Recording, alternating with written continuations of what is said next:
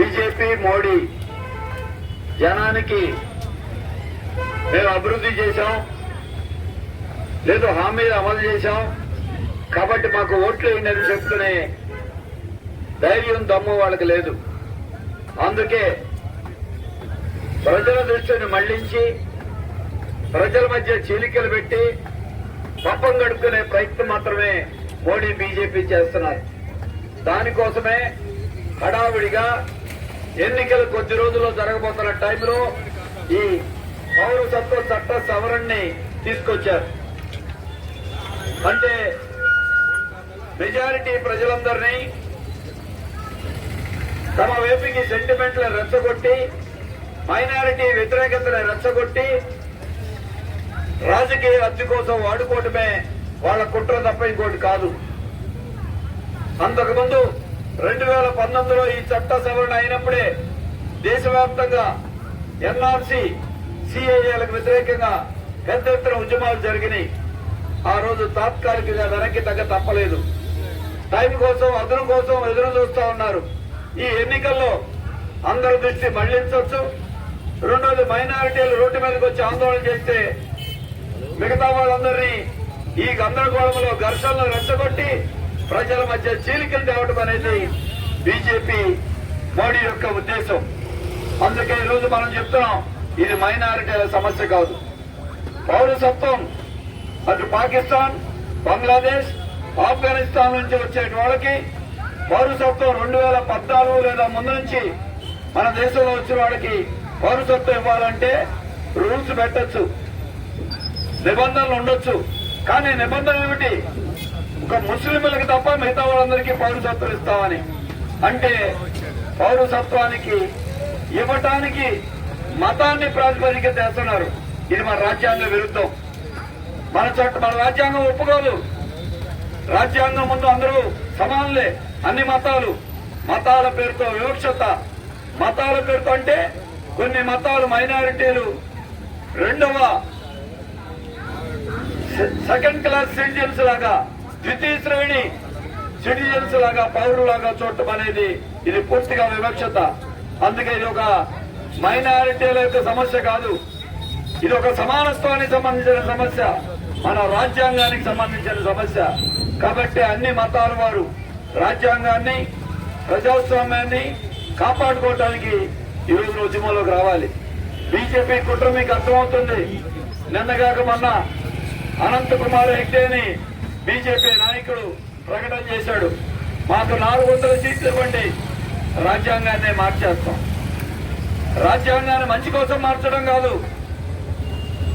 రాజ్యాంగాన్ని తిరగదోడి మళ్ళీ మన దేశాన్ని తిరోగమనంలోకి తీసుకెళ్లి రాజ్యాంగాన్ని సవరిస్తామని చెప్తున్నారు. ఇప్పుడు పౌరసత్వ చట్ట సవరణ చేశారు, రేపు రాజ్యాంగాన్ని సవరిస్తారు. అందుకే రేపు జరగబోయే ఎన్నికలు రాజ్యాంగాన్ని కాపాడుకునే వారికి, రాజ్యాంగాన్ని నాశనం చేసే శక్తులకి మధ్య ఇది ఒక పోరాటం. ఎటువైపు ఉంటారో పార్టీలు తెలుసుకోవాలి. లౌకిక తత్వాన్ని, మతోన్మాదానికి మధ్య ఇది ఒక యుద్ధం.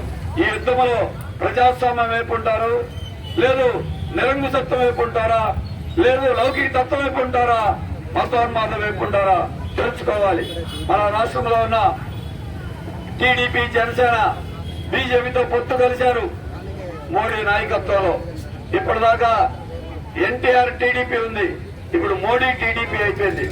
మోడీ నేతృత్వంలో పనిచేస్తామని ప్రకటన చేస్తున్నారు. అంటే ఇవాళ ఆంధ్రప్రదేశ్ కి మరో ప్రమాదం పొంచి కూర్చుంది.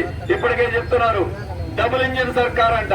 అంటే కేంద్రంలోనే కాదు, రాష్ట్రంలో కూడా బీజేపీతో ఉన్నటువంటి ప్రభుత్వాన్ని ఏర్పాటు చేయడం అంటే ప్రమాదం దేశంలోనే కాదు, మన ఆంధ్రప్రదేశ్ కూడా విస్తరించి మరింత తీవ్రం కాబోతా ఉంది.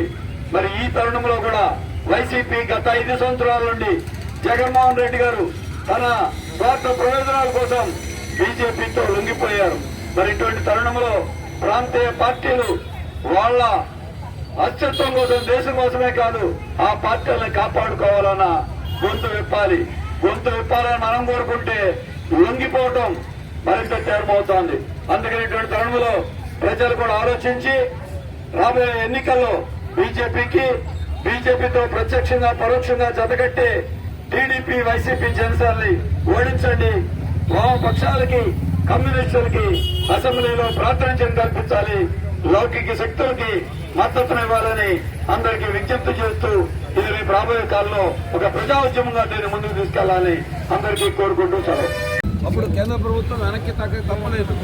కానీ ఇవాళ నిజంగా వీళ్ళు పౌరసత్వం ఇచ్చేదాని మీద కాదు శ్రద్ధ, దీని మతాల మధ్య చిచ్చు రేపి ఎన్నికల్లో ఓట్లు పొందాలనే దుష్ట తలంపు మాత్రమే బీజేపీకి ఉంది. అదే కాదు, పౌరసత్వం ఇవ్వటాన్ని ఎవరు కాదనరు. కానీ పౌరసత్వం ఇవ్వటానికి మతం ఏంటి ప్రాతిపదిక? రూల్స్ పెట్టండి, ఇన్నేళ్ళు ఉండాలని పెట్టండి. ఎవరికైనా రూల్స్ వద్దని ఎవరు అంటలేదే. కానీ ఆ రూల్స్ ఒక మతానికి ఇస్తాం, ఇంకో మతానికి ఇవ్వం అంటే మీరు ఏమిటి? మతాల మధ్య చిచ్చు పెట్టి జనం తన్నుకుంటూ ఉంటే మీరు మాత్రం లబ్ధి పొందుతారా?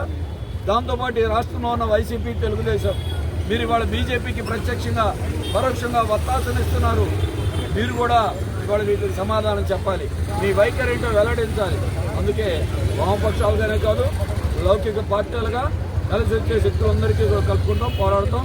ఇది ఒక మైనారిటీల సమస్య కాదు, భారత రాజ్యాంగము ప్రజాస్వామ్యానికి సంబంధించిన సమస్య. పౌరులందరినీ సమానంగా చూడటమా, లేదు మతాలను బట్టి వేరుగా చూడటమా? ఇది వాళ్ళు ఒకచోట ప్రారంభం కావచ్చు, కానీ రేపు రాజ్యాంగం మౌలిక సూత్రాలనే దెబ్బతీస్తుంది. సమానత్వం ప్రాతిపదిక. అందుకే చెప్పాము పోరాటం. ఇవాళ ఏమి చేయబోతున్నారు ఏమిటి అనేటువంటి అన్ని థర్మల్ ప్లాంట్లో కూడా వాటిలో ఖచ్చితంగా ఇవ్వాలి. తర్వాత ఇంకొక విషయం, థర్మల్ ప్లాంట్లో ప్రమాదాలు జరుగుతాయి. అది సుమారుగా ఒక ఇబ్రహీంపట్నం థర్మల్ ప్లాంట్లో గత 4 ఏళ్లలో సుమారు 20 మంది చనిపోయారు. కార్మికులు అవచ్చు, కాంట్రాక్ట్ కార్మికులు అవచ్చు, ఉద్యోగస్తులు అవచ్చు, ఇతరులు అవచ్చు. వాటిల్ని ప్రమాదాలు ఎలా నివారించి ప్రాణాలు కాపాడాలి, ప్రమాదాల్లో చనిపోతున్న వాళ్ళకి, గాయపడుతున్న వాళ్ళకి ఎటువంటి సహాయం అందించాలి, ఎప్పటికప్పుడు చనిపోవటం, మళ్ళీ దాని మీద ఆందోళన చేయటం, ఒత్తిడి చేయటం, అప్పుడు వాళ్ళ కుటుంబాలకు సహాయం చేయడం, ఇదే దీనికి ఒక సరైనటువంటి పద్ధతి లేదా? కాబట్టి వీటిని కూడా చూడాలి. అలాగే జెన్కోకు సంబంధించినటువంటి ఫ్యూచర్ ప్లాన్లో ఫస్ట్ వినియోగదారులు ప్రజలు, దాంతోపాటుగా ఇందులో భాగమైన ఉద్యోగులు, వాళ్ళకి సంబంధించి మరి అనేక గ్రీవెన్సెస్ ఇందాకే మాట్లాడతారు. 1వ తారీఖు జీతాలు ఇవ్వటం ఏంటి, పిఆర్సీ ఏమిటి, ప్రమోషన్లు ఏమిటి, కాంట్రాక్ట్ ఉద్యోగుల రెగ్యులరైజేషన్ ఏమిటి, పెన్షన్ సౌకర్యం ఏమిటి, ఇవి ఇన్ని రకాలు ఉన్నాయి.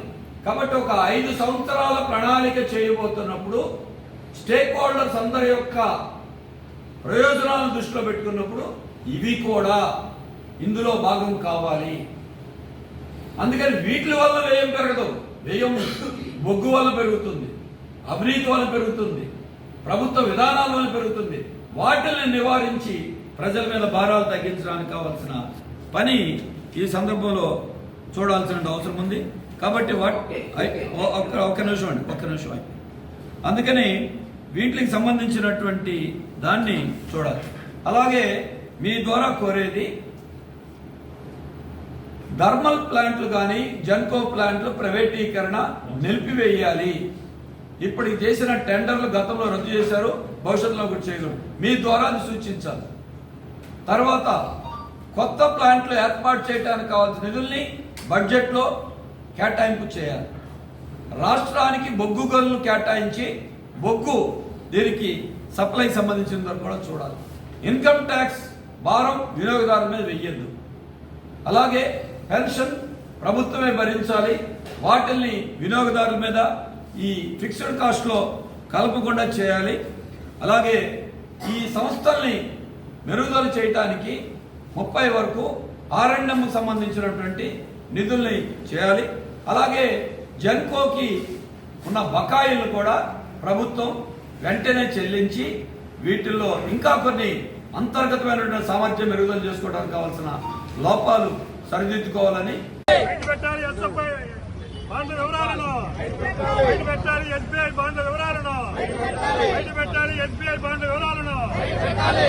సుప్రీంకోర్టు తీర్పును దేశంలోనే పచ్చి అవినీతి పార్టీ బీజేపీ అవినీతి పరుడు నరేంద్ర మోడీ. ఇది ఈ రోజున ప్రతిపక్షంగా మేము చెప్పట్లేదు. సుప్రీంకోర్టు ఎలక్టరల్ బాండ్స్ పేరుతో బడా కంపెనీల నుండి 6,566 కోట్ల రూపాయలు 5 సంవత్సరాలలో బీజేపీ ఈరోజు వైట్ మనీ తీసుకుంది. మరి ఇటువంటి అదానీలు అంబానీల నుండి డబ్బు తీసుకున్న బీజేపీ మోడీ నీతివంతుడా? ఎన్నికల్లో కార్పొరేట్ల సొమ్ముని ఖర్చు పెట్టి ఎన్నికల్లో గెలిచి దేశాన్ని రాష్ట్రాన్ని కార్పొరేట్లకు అమ్మేస్తున్నటువంటి ఈ బీజేపీ పచ్చి అవినీతి పార్టీ. అందుకే రాబోయే ఎన్నికల్లో అవినీతి అంతమవ్వాలంటే మోడీ ప్రభుత్వాన్ని గద్దె దించాల్సిందే. ఇదే కాదు, మీరు ఏ కంపెనీ నుంచి ఎంత డబ్బు తీసుకున్నారో మోడీ బీజేపీ ఎందుకు బయట పెట్టడం లేదు? మీరు నీతివంతులైతే మీరే బయట పెట్టండి, ఎస్బీఐ ద్వారా బయట పెట్టించండి. అంతేకాదు, సుప్రీంకోర్టు చెప్పింది ఇది ఫిట్ ప్రోకో అంటే కార్పొరేట్ల నుంచి డబ్బులు తీసుకోవటం, కార్పొరేట్లకి మేలు చేయటం. ప్రతిపక్షాలు చెప్పలా, సుప్రీంకోర్టు చెప్పింది. అందుకే నీతి మారిన పార్టీగా మిగిలిపోయింది. దాంతోపాటు రాష్ట్రంలో ఉన్న వైసీపీ తెలుగుదేశం ఎందుకు మీరు నోరు మెదపడ్డా? మీకు 340 కోట్ల రూపాయలు కార్పొరేట్ల సొమ్ము బాండ్ల ద్వారా వైసీపీ ఖాతాలో పడింది. సుమారు 170 కోట్ల రూపాయలు తెలుగుదేశం పార్టీ ఖాతాలో పడింది. మరి దానికి అందుకే మీరు కార్పొరేట్ల ద్వారా డబ్బు తీసుకున్న మీరు నీతివంతులు ఎలా అవుతారు? అందుకే బీజేపీ, తెలుగుదేశం, వైసీపీ ప్రత్యక్షం పరోక్షంగా ఈ ఎలక్ట్రల్ బాండ్స్ లో కూడా కొమ్మక్కయ్యారు. దేశంలో కార్పొరేట్ల డబ్బు వద్దు, ఎలక్ట్రల్ బాండ్ల డబ్బు మాకొద్దని తిరస్కరించిన ఏకైక పార్టీ సిపిఎం పార్టీ. అంతేకాదు, ఇది సుప్రీంకోర్టులో సవాలు చేసిన పార్టీ సిపిఎం. కూడా మోడీ ప్రభుత్వం ఎస్బీఐ ద్వారా కోర్టు ధిక్కారానికి పాల్పడింది. కోర్టును లెక్క చేయట్లేదు. ఈ రోజే కోర్టు ధిక్కారం మీద కూడా మళ్లీ సిపిఎం ఒక పిటిషన్ వేశాం. కోర్టులో న్యాయ పోరాటం చేస్తాం, వీధుల్లో న్యాయం కోసం పోరాడతాం. అవినీతి కుంభకోణం దేశ చరిత్రలోనే ఇది ఎలక్ట్రల్ బాండ్ల కుంభకోణం, అతిపెద్ద కుంభకోణం. దీన్ని వాస్తవాలు బయటికి రావాలి. ఎన్నికల్లో జనం కూడా ఆలోచించి ఈ అవినీతి పార్టీలను ఓడించండి, వామపక్షాలని సిపిఎం ని బలపరచండి అని మేము విజ్ఞప్తి చేస్తున్నాం.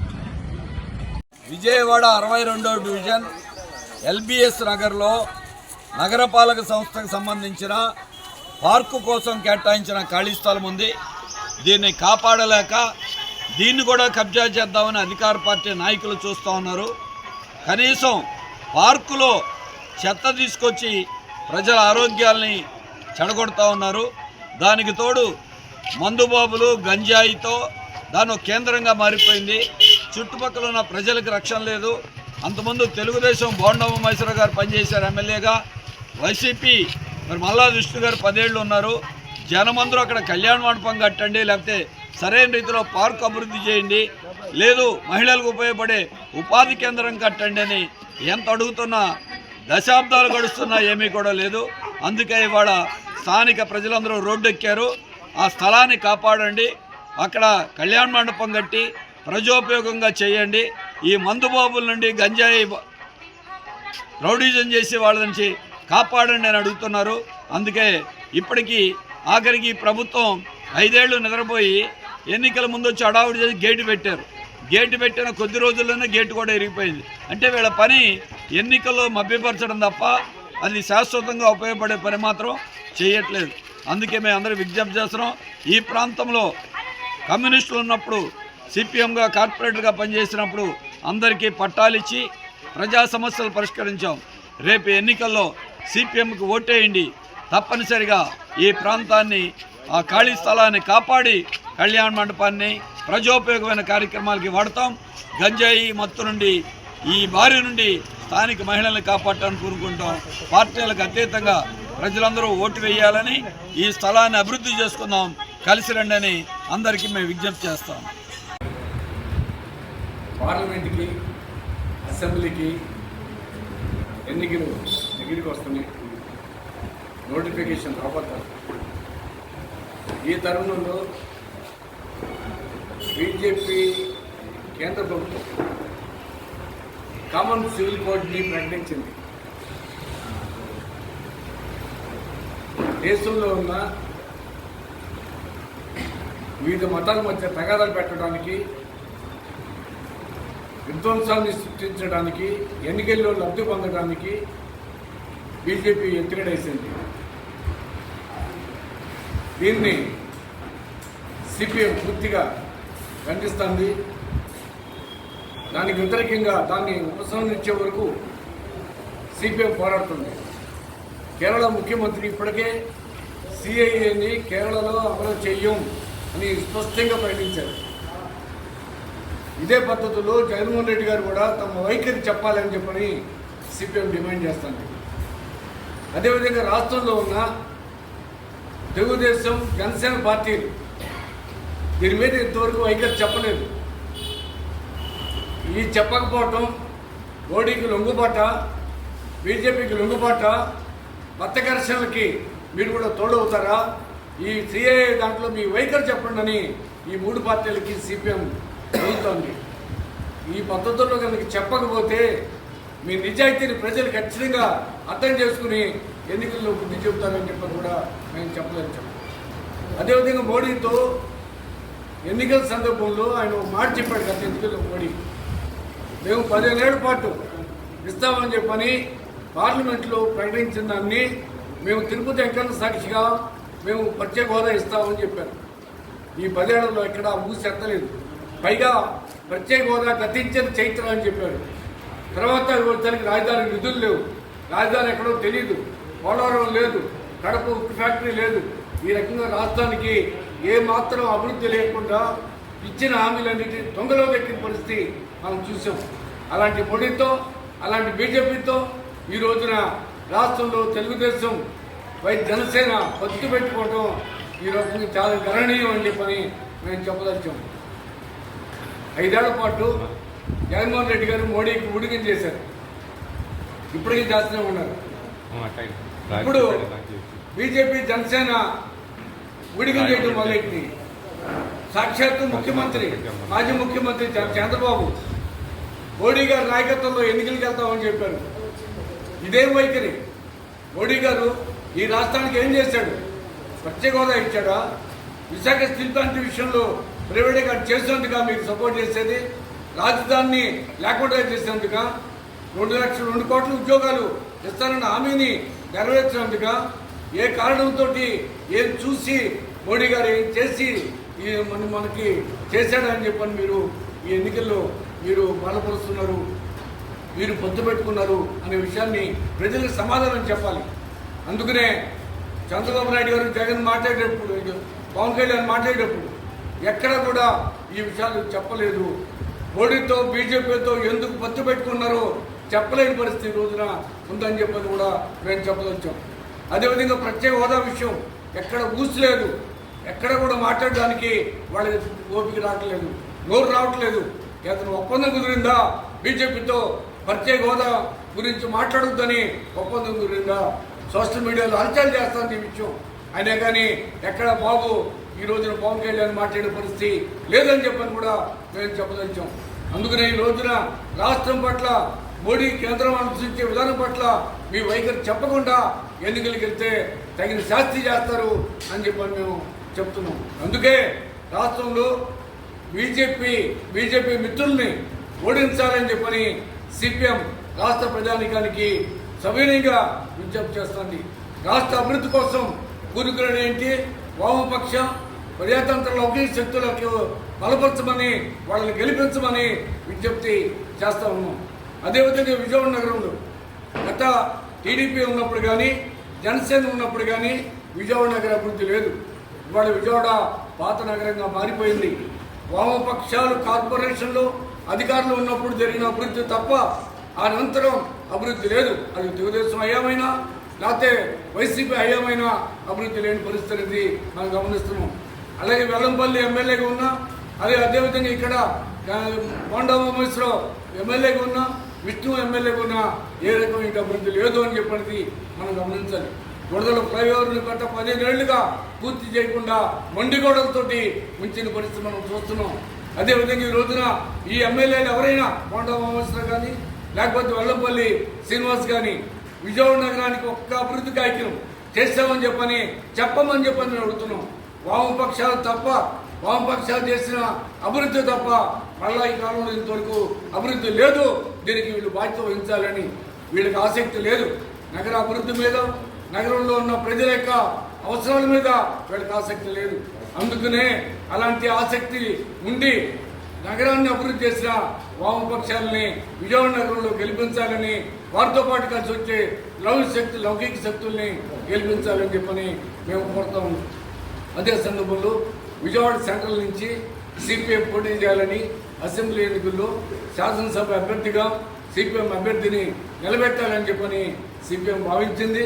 దానికి సంబంధించి 1-2 రోజుల్లో దాని మీద అభ్యర్థి ప్రకటన కూడా చేస్తామని చెప్పని సిపిఎం అభ్యర్థిని ఖచ్చితంగా అందరూ బలపరచాలని, తప్పనిసరిగా బలపరచాలని, కార్మికుల కోసం, కార్మికుల కోసం, మధ్యతరగతి ప్రజల కోసం, అపార్ట్మెంట్ వార్డుల కోసం, విద్యార్థుల కోసం, యువత కోసం, మహిళల కోసం, చేతివృత్తుల కోసం, దళితుల కోసం, గిరిజనుల కోసం పోరాడుతున్న అభ్యర్థిగా, ప్రజలకు ఏ కష్టం వచ్చినా నిలబడే అభ్యర్థిగా ఈ సిపిఎం అభ్యర్థి ఉంటారు.